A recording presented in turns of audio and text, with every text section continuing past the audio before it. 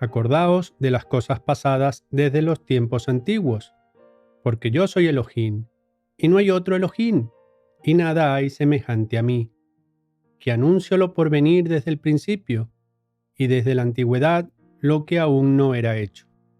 Que digo, mi consejo permanecerá, y haré todo lo que quiero. La Biblia está formada por un conjunto de libros que contienen la información más valiosa que una persona pueda leer. Muchas personas piensan que la Biblia es apenas un libro religioso, otros que es un libro histórico, y otras piensan que es ambas cosas a la vez. Pero cuando escudriñamos las Sagradas Escrituras, dejando de lado todo preconcepto o ideología que hemos adquirido por nuestras experiencias pasadas y por lo que fuimos enseñados antes, entonces comenzamos a darnos cuenta de que la Biblia tiene mucha información que podemos aplicar en la vida cotidiana, aun cuando tiene algunas cosas difíciles de entender, como el apóstol Pedro mencionó en su segunda carta. La Biblia es mucho más que un libro histórico y religioso.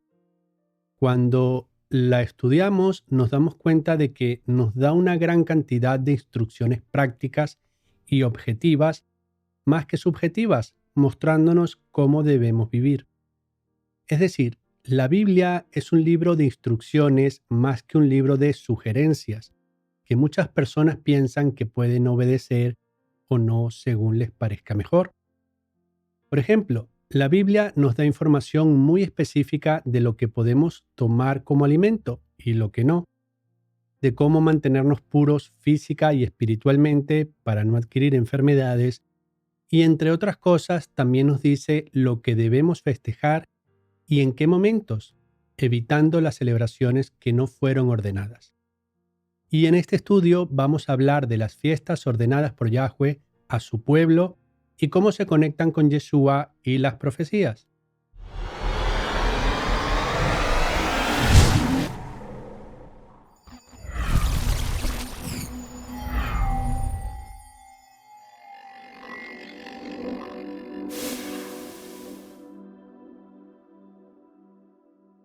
Shabbat Shalom y bienvenidos, hermanos y amigos.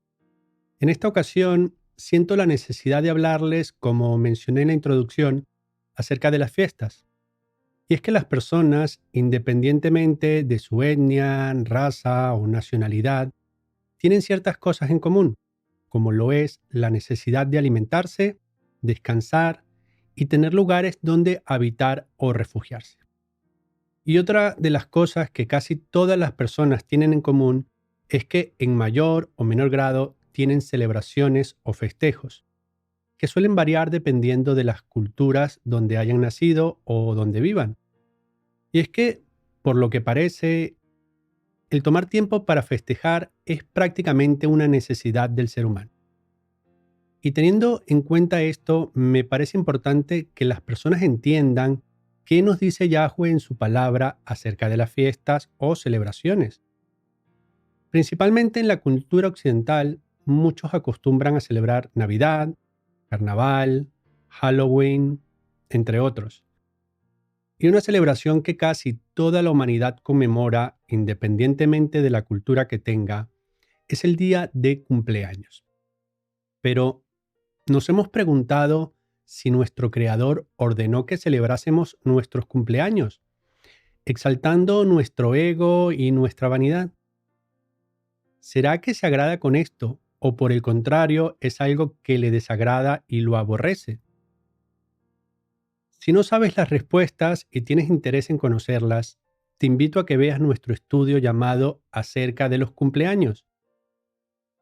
En la parashá pasada hablamos de la importancia de la santidad y de la necesidad de aplicarla en nuestros hábitos y relaciones, y no solo en nuestros pensamientos, siendo que esto sería una santidad subjetiva y por lo tanto incorrecta.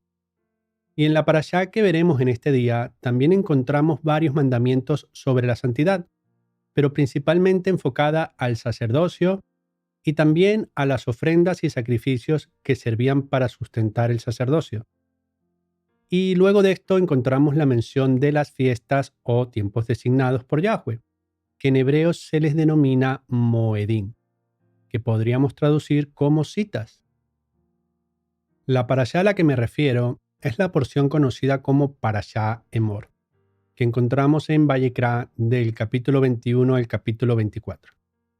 El nombre de la parashá puede ser traducido como habla, lo que considero que podríamos traducir como predica, lo que nos sirve como un llamado a predicar sobre las fiestas, dando a conocer a los demás la importancia que tienen por su simbolismo profético.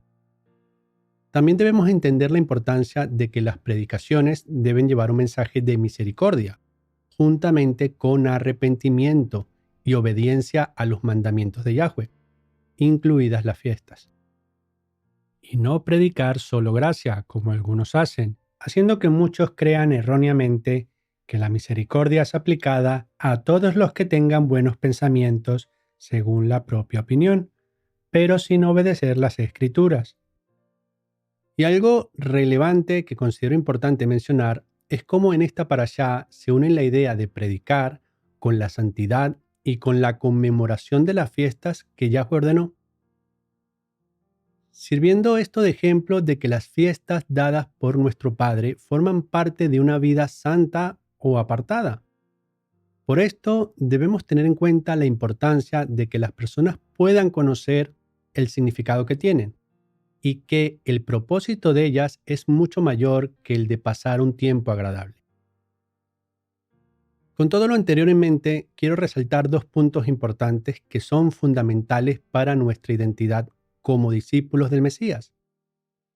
Estas son la adoración de la manera que Yahweh quiere y los simbolismos proféticos que podemos encontrar en las fiestas ordenadas. Necesitamos entender que la adoración es algo que va mucho más allá de cantarle alabanzas a nuestro Padre Celestial. Cuando le alabamos por medio de canciones, estamos expresando por medio de palabras que creemos en su existencia. Pero la adoración, en su esencia más plena, es todo lo que hacemos en obediencia a Yahweh. Y repito, en obediencia a Yahweh, y no haciendo las cosas solo como nos parecen que le agradan, sino como Él mismo dice que le agradan. Muchos están creyendo que adorar es postrarse, alabar y orar.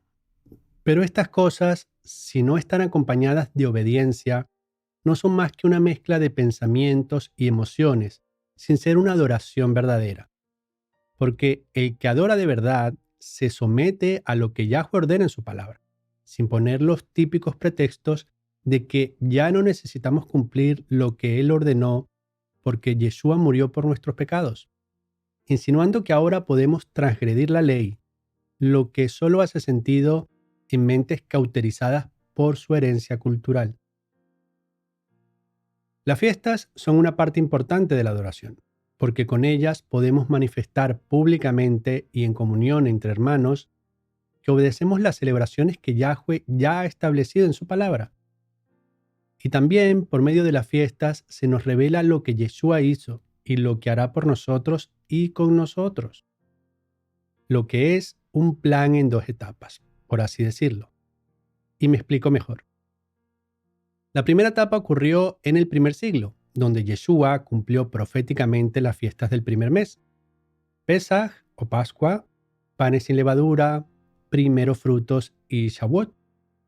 Y la segunda etapa se llevará a cabo cuando Yeshua regrese al mundo. Y esta etapa está representada por las fiestas del séptimo mes, Yom Teruah, Yom Kippur y Sukkot, las cuales veremos a medida que avancemos en este estudio. Pero antes quiero recomendarte algunos de los estudios que puedes encontrar en nuestra web, que están relacionados con las fiestas, como son el calendario de la Torá, las fiestas del primer mes y las fiestas del séptimo mes.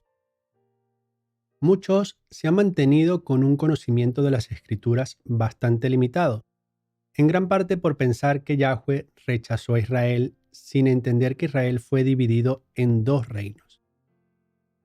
Después de la muerte del rey Salomón, Israel se dividió en dos, surgiendo el reino del sur o reino de Judá, gobernado por la descendencia del rey David, que era de la tribu de Judá, Y por eso existe en la actualidad un pueblo que conocemos como judíos, de donde surgió la religión judía. Y por otro lado surgió el Reino del Norte, también llamado el Reino de Israel, el cual fue disperso entre las naciones y del cual surgió tanto físicamente como espiritualmente el cristianismo. Y es que la mayoría de los cristianos no están entendiendo que Yahweh rechazó a cada uno de los reinos temporalmente, para llamarlos al arrepentimiento. Pero aún habiendo dos reinos, Yahweh los considera como un solo pueblo, y no como dos, como piensan muchos cristianos. El cristianismo en esencia no es un pueblo, sino una religión, pero las escrituras nos revelan que Yahweh tiene un solo pueblo, donde debemos ser injertados. Seamos judíos o gentiles, debemos formar parte del verdadero Israel y no de uno que supuestamente es solo espiritual. Algo que debemos tener en cuenta es lo que Yeshua dijo en Mateo 15. Él respondió diciendo: no fui enviado sino a las ovejas perdidas de la casa de Israel. Es importante notar que aunque Yeshua vino para que todo el que cree en él sea salvo, también dijo que solo fue enviado a las ovejas perdidas de la casa de Israel. Y la casa de Israel es una referencia al reino del norte que mencioné anteriormente, lo que nos indica que todo el que cree en él termina formando parte de las ovejas perdidas de Israel, incluidos los judíos.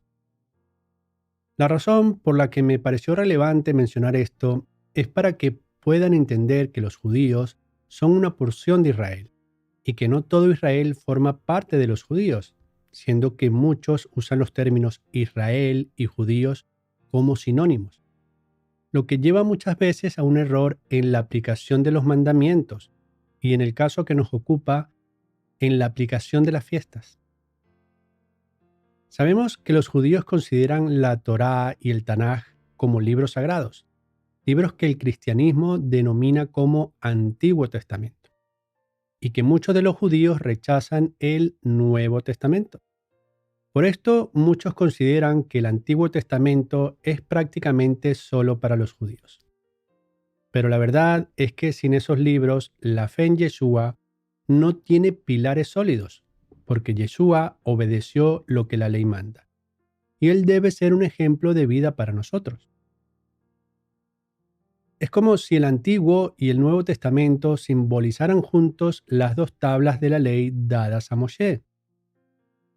Entonces debemos entender que aún las fiestas que Yeshua y los discípulos guardaron no son fiestas judías, sino fiestas que Yahweh ordenó y que además tienen un simbolismo profético para nosotros. Y es que aun cuando los judíos conmemoran a su manera las fiestas bíblicas, no debemos pensar que son fiestas judías, y tampoco lo contrario, porque el judaísmo ha añadido otras celebraciones y formas de celebrar lo que consideran, aun cuando Yahweh no lo haya ordenado. Y aun amando a nuestros hermanos judíos por la identidad que nos une, necesitamos decir que algunas de las fiestas y tradiciones que celebran y guardan son una falsificación de los mandamientos dados por Yahweh. Teniendo en cuenta todo lo anterior, miremos lo que nos dice el capítulo 23 de Vayikra.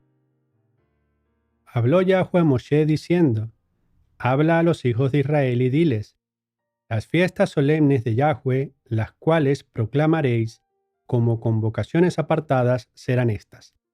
6 días se trabajará, mas el séptimo día será Shabbat, convocación apartada, ningún trabajo haréis. Shabbat es de Yahweh en donde quiera que habitéis. Habitualmente se traduce Shabbat como día de reposo, lo que erróneamente hace que muchos piensen que es un día para dormir o de agradar al cuerpo. Y si bien es importante el descanso y no es malo tener algo de descanso en Shabbat, el principal propósito es santificarnos, o dicho de manera más comprensible, apartarnos para Yahweh. Es decir, para dedicarnos a Él, pidiéndole que nos guíe con su espíritu, para hacer lo que le agrada y tener comunión con Él. Y lamentablemente el cristianismo, en su mayoría, no está reconociendo el gran valor del Shabbat, que representa la finalización perfecta de la obra de Yahweh. Y acabó Elohim en el día séptimo la obra que hizo, y cesó el día séptimo de toda la obra que hizo. Y bendijo Elohim al día séptimo, y lo apartó, porque en él cesó de toda la obra que había hecho en la creación. El Shabbat representa la culminación de la aflicción del pueblo de Elohim en este mundo, después de que sean restauradas todas las cosas, y Yahweh nos ordena recordarlo cada semana. Continuando con la parashá, el texto nos describe las fiestas que Yahweh ordenó por medio de Moshe. Estas son las fiestas solemnes de Yahweh, las convocaciones apartadas, a las cuales convocaréis en sus tiempos. En el mes primero, a los 14 del mes, entre las 2 tardes, Pesaj es de Yahweh. Y a los 15 días de este mes es la fiesta solemne de los panes sin levadura a Yahweh. 7 días comeréis panes sin levadura. El primer día tendréis convocación apartada. Ningún trabajo de siervo haréis. Y ofreceréis a Yahweh 7 días ofrenda encendida. El séptimo día será convocación apartada. Ningún trabajo de siervo haréis. En este pasaje vemos el mandamiento de celebrar Pesaj o Pascua, que en la antigüedad era un recordatorio de la liberación de la esclavitud en Egipto. Y para nosotros es también un recuerdo de que Yeshua nos libera de la esclavitud del pecado. También es importante darnos cuenta de que el día siguiente a Pesaj debía guardarse como un Shabbat. Es decir, el día 15 del primer mes debía guardarse como un día de fiesta, sin trabajo. En hebreo, un día como este es llamado Shabbatón, por ser un Shabbat anual y no semanal. Este Shabbat o Shabbatón marcó el comienzo de la semana de los panes y levadura. Y este día es bien relevante para entender cómo después de la muerte de Yeshua hubo un Shabbat, pero que este no era un Shabbat semanal, sino el primer día de los panes y levadura, porque Yeshua estuvo 3 días y 3 noches en el sepulcro y resucitó entre Shabbat y el primer día de la semana. Y cuando no somos conscientes de este Shabbatón, puede darnos la impresión de que Yeshua murió antes de Shabbat semanal y resucitó después, lo que no podría dar 3 días y 3 noches. Miremos los pasajes relacionados. Entonces los judíos, por cuanto era la preparación de Pesaj, a fin de que los cuerpos no quedasen en la cruz en Shabbat, pues aquel día de Shabbat era de gran solemnidad, rogaron a Pilato que se les quebrasen las piernas y fuesen quitados de allí. Pasado el Shabbat, al amanecer del primer día de la semana, vinieron María Magdalena y la otra María a ver el sepulcro. Si no tomamos en consideración el Shabbatón, puede darnos la impresión de que los dos Shabbats son el mismo. Pero cuando entendemos que después de Pesaj o Pascua es un día de Shabbat anual, todo cobra mayor sentido. Volviendo con la parashá, seguimos leyendo lo que nos dice. Y habló Yahweh a Moshe diciendo: Habla a los hijos de Israel y diles: Cuando hayáis entrado en la tierra que yo os doy, y seguéis su mies, traeréis al sacerdote una gavilla por primicia de los primeros frutos de vuestra siega, y el sacerdote mecerá la gavilla delante de Yahweh, para que seáis aceptos. El día siguiente al Shabbat la mecerá. En este caso, Yahweh ordena ofrendar de los primeros frutos de la siega, después del Shabbat semanal de la semana de Pesaj, que por un lado nos recuerda que Yahweh es el que produce el crecimiento de todo alimento, y por ello debemos estar agradecidos. Y por otra parte, con esto podemos ver una representación de la resurrección del Mesías, el cual se presentó delante de Yahweh como ofrenda de los primeros frutos. Mas ahora el Mesías ha resucitado de los muertos, primicias de los que durmieron es hecho. Y Él es la cabeza del cuerpo, que es la asamblea, el que es el principio, el primogénito de entre los muertos, para que en todo tenga la preeminencia. Con lo visto hasta ahora, podemos ver que esta parte de las fiestas representan la obra de Yeshua en el primer siglo. Y continuando con el texto, veremos la siguiente fiesta, que es un recordatorio de la entrega de las tablas y de la ley en el monte Sinaí. Y contaréis desde el día que sigue al Shabbat, desde el día en que ofrecisteis la gavilla de la ofrenda mecida, es decir, el día de los primeros frutos, hasta el día siguiente del séptimo Shabbat, contaréis 50 días. Entonces ofreceréis el nuevo grano a Yahweh. Y convocaréis en este mismo día convocación santa. Ningún trabajo de siervo haréis. Estatuto perpetuo en donde quiera que habitéis por vuestras generaciones. En este pasaje debemos tener en cuenta varias cosas. El texto nos dice que debemos contar 50 días a partir del día siguiente al Shabbat. Pero antes mencioné que había 2 Shabbatot, Shabbat en plural. Entonces debemos entender cuál de ellos es, para no cometer errores, porque hay quien enseñe el conteo de forma incorrecta. Debemos notar que el texto nos dice que el día 50 sería el día siguiente al séptimo Shabbat, lo que nos revela que tienen que pasar 7 semanas, es decir, deben pasar 7 Shabbatot, y entonces llega el día 50. Y como podemos ver representado en el gráfico, tanto el día 50 como el día 1 del conteo deben coincidir con el primer día de la semana, por lo que el primer día del conteo siempre debe ser después del Shabbat semanal, y no de un Shabbatón, como enseñan algunos. Espero que el gráfico haya sido útil para entender cómo debe ser realizado el conteo. Y si quieres profundizar sobre este tema, puedes ver nuestro estudio llamado La Gavilla Mecida y Pentecostés. Algo a tener en cuenta también es que tanto Pesaj como el primer día de los panes sin levadura son ordenados en días del mes.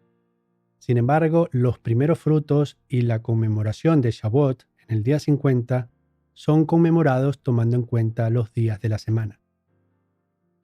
Ahora, enfocándonos en el día 50, que representa la entrega de la ley en el monte Sinaí, debemos saber que este día es conocido como Shavuot, que se traduce como semanas, teniendo en cuenta el conteo de 7 semanas que suman 49 días, y siendo conmemorado al día siguiente, es decir, en el día 50.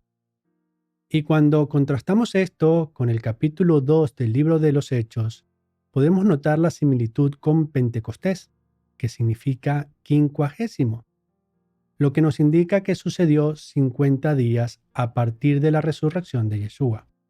Y fue en ese día que el Espíritu apartado colocó la ley en los corazones de los discípulos allí reunidos.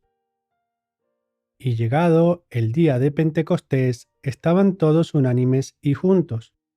Y de repente vino un ruido del cielo como de un fuerte viento, y llenó toda la casa donde estaban sentados, y se les aparecieron lenguas repartidas como de fuego, asentándose sobre cada uno de ellos. Y fueron todos llenos del Espíritu Santo, y comenzaron a hablar en otras lenguas, según el Espíritu les daba que hablasen.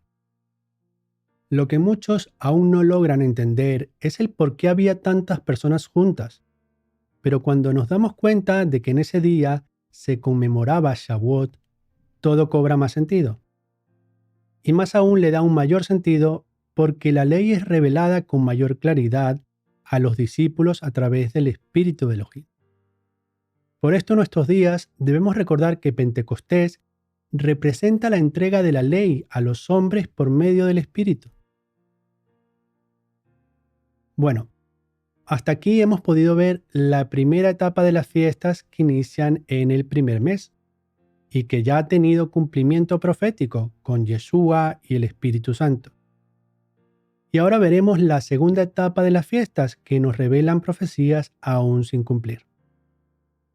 Habla a los hijos de Israel y diles: en el séptimo mes, al primero del mes, será para vosotros Shabbatón, una conmemoración con toques de shofar y una convocación apartada. Ningún trabajo de siervo haréis, y ofreceréis ofrenda encendida a Yahweh. Aquí vemos la primera de las fiestas del séptimo mes. Y algo a tener en cuenta es el número 7, que representa la culminación de la creación. En esta fiesta se nos ordena conmemorar haciendo sonar el shofar, lo que simboliza el regreso del Mesías al mundo, como nos revelan varios pasajes de las Escrituras. Y enviará a sus ángeles con gran voz de trompeta, y juntarán a sus escogidos de los cuatro vientos desde un extremo del cielo hasta el otro, porque el Mesías mismo, con voz de mando, con voz de arcángel y con trompeta de Elohim, descenderá del cielo, y los muertos en el Mesías resucitarán primero. Sobre esta conmemoración hay un dato relevante que se relaciona con lo mencionado con nuestro Mesías, cuando dijo: «Pero del día y la hora nadie sabe, ni aun los ángeles de los cielos, sino solo mi Padre». Y como esta fiesta debe realizarse el primer día del séptimo mes, debemos tener en cuenta cómo se establecen los meses de una manera bíblica. El comienzo del mes debe declararse al observar la primera astilla de la luna nueva, lo que, aun cuando el ser humano pueda hacer aproximaciones, no se puede asegurar el día exacto. Y con esto podemos ver un gran paralelismo, lo que nos muestra que en este día, aun sin saber en qué año, será el día designado para el regreso de Yeshua. Tal vez algunos rechacen esto por el temor a equivocarse y por tomar las palabras de Yeshua de una manera muy rígida, pero realmente no estamos diciendo el día y la hora. Pero la representación profética es más que evidente. Además, sobre el regreso de Yeshua, Shaul dijo lo siguiente: «Pero vosotros, hermanos, no estáis en tinieblas, para que aquel día os sorprenda como ladrón». Continuando con la parashá y las fiestas, encontramos a seguir la celebración de Yom Kippur, que significa día de expiación. También habló Yahweh a Moshe diciendo: «A los 10 días de este séptimo mes será el día de expiación. Tendréis convocación apartada, y afligiréis vuestras almas, y ofreceréis ofrenda encendida a Yahweh. Ningún trabajo haréis en este día, porque es día de expiación, para reconciliaros delante de Yahweh vuestro Elohim». Sobre esta conmemoración estuve hablando en la parashá anterior, siendo que en el texto de la parashá hacía especial referencia a esta conmemoración. Y es que este día es representación del día en que seremos presentados frente a Elohim en el gran trono para ser juzgados. Y debemos tener conciencia de nuestros pecados para presentarlos mediante la sangre de Yeshua, para ser hallados dignos de participar en las bodas del Cordero, que es representada por la siguiente conmemoración. Y como detalle importante sobre el día de la expiación o Yom Kippur, es lo que Yahweh dice en los versos 29 y 30. «Porque toda persona que no se afligiere en este mismo día será cortada de su pueblo. Y cualquier persona que hiciere trabajo alguno en este día, yo destruiré a tal persona de entre su pueblo». En varios pasajes dice que el desobediente será cortado del pueblo, siendo esta una orden de alejar de la comunidad o de la asamblea a todo el que está en directa rebeldía, permitiendo que los humildes y los nuevos en la fe puedan tener comunión, pero no los que ya sabiendo lo que deben hacer se rehúsan a hacerlo. Pero en el texto anterior, Yahweh añade que destruirá al que no obedezca este mandamiento, que como mencioné antes, la persona debe conocer. Y como última conmemoración tenemos la fiesta de Sukkot, que podemos leer a continuación. «Y habló Yahweh a Moshe diciendo: Habla a los hijos de Israel y diles: a los 15 días de este mes séptimo será la fiesta solemne de Sukkot a Yahweh por 7 días. El primer día habrá convocación apartada, ningún trabajo de siervo haréis. 7 días ofreceréis ofrenda encendida a Yahweh. El octavo día tendréis convocación apartada y ofreceréis ofrenda encendida a Yahweh. Es fiesta, ningún trabajo de siervo haréis». Esta es una conmemoración que representa varias cosas. Y antes que nada quiero que notemos la conexión de Jacob con esto, Miremos Bereshit 33:17. Y Jacob fue a Sucot y edificó allí casa para sí, e hizo cabañas para su ganado. Por tanto, llamó el nombre de aquel lugar Sucot.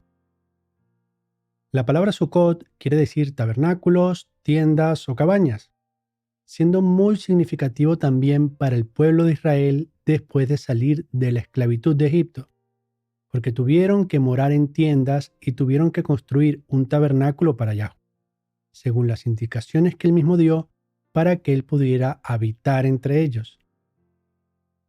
Además, podemos conectar Sucot con el nacimiento de Yeshua. Miremos. Y la palabra se hizo carne y habitó entre nosotros, y vimos su gloria, gloria como del unigénito del Padre, lleno de gracia y de verdad. En este verso se nos dice que la palabra, es decir, Yeshua, habitó entre los hombres. Y este es un mensaje muy relevante, pero puede pasar desapercibido en su significado al no conocer las palabras usadas en el texto original. La palabra habitó, como aparece en el pasaje, es la palabra griega eskenu, y esta palabra tiene una connotación de habitar como en un campamento o en una cabaña, lo que nos indica que Yeshua nació en este tiempo. Y es que, como nos dice Lucas 2, y aconteció que estando ellos allí, se cumplieron los días de su alumbramiento, y dio a luz a su hijo primogénito, y lo envolvió en pañales y lo acostó en un pesebre, porque no había lugar para ellos en el albergue. Como podemos comprobar en el pasaje, Miriam o María, aun estando embarazada, no pudo quedarse en el albergue. Y la razón fue porque había muchas personas en los alrededores de Jerusalén a causa de la fiesta de Sucot. Y esto obligó a que Miriam tuviera que dar a luz en una cabaña, o suca, siendo la fiesta de Sucot un simbolismo del nacimiento de Yeshua y también de las futuras bodas del Cordero, que son mencionadas en Apocalipsis. Y el ángel me dijo, escribe, bienaventurados los que son llamados a la cena de las bodas del Cordero. Y me dijo, estas son palabras verdaderas de Elohim. Y es que, como nuestro Mesías nos advirtió, debemos ser como vírgenes prudentes a la espera del novio, estando preparadas para entrar en las bodas. Si queremos formar parte del pueblo de Yeshua, que es simbolizado por una novia, debemos estar preparados en los tiempos señalados por las fiestas, manifestando la fe en que Él es el novio que esperamos. Hermanos, las fiestas dadas por Yahweh pueden ser un momento de gozo y alegría, pero debemos entender que hay algo más importante. Por medio de las fiestas, Yahweh nos ordena que seamos agradecidos por el fruto que la tierra nos provee, porque las fiestas están conectadas a tiempos de cosecha, la de la cebada, la del trigo y la de los árboles frutales. Y por medio de nuestra obediencia, a través de la conmemoración de las fiestas, podemos manifestar nuestro agradecimiento, confianza y verdadera fe, esperando el regreso de Yeshua a partir del día que nadie sabe, con voz de trompeta, para alistar nuestros vestidos y entrar en las bodas del Cordero. Pero si no conocemos lo que las fiestas significan, puede que estemos distraídos cuando Yeshua regrese. Tengamos en cuenta también que la fiesta de Sucot finaliza después de 7 días, siendo el octavo día un día de Shabbat alto, o Shabbatón. 7 días ofreceréis ofrenda encendida a Yahweh. El octavo día tendréis convocación apartada. Este día representa la culminación de las profecías, porque representa la vida de la novia con su marido después de las bodas, lo que es un simbolismo de la eternidad. Hermanos, como dije anteriormente, el mayor propósito de las fiestas dadas por Yahweh no es que pasemos un buen tiempo, sino valorar lo que Yahweh ha hecho y lo que hará por medio de Yeshua. Y todo esto nos debe hacer reflexionar en que Yeshua viene a buscar a una novia que de verdad esté interesada en él, demostrándole que valora la sangre que derramó por nosotros. Una novia que se esfuerza por aplicar todo lo que nos enseñó, usando nuestras minas, para que cuando regrese nuestro Señor nos diga: bien, buen siervo y fiel, sobre poco has sido fiel, sobre mucho te pondré, entra en el gozo de tu Señor. Yeshua no viene a por una novia perezosa, que no esté trabajando en unidad para edificar su reino, para que Él reine sobre nosotros. Recuerda, la mies es mucha y los obreros pocos. Seguimos orando para que Yahweh envíe obreros a su mies. Toda colaboración posible es valiosa para nuestro Rey. Queremos que a su regreso nos encuentre trabajando unidos y en el amor que Él nos dejó. Shabbat Shalom.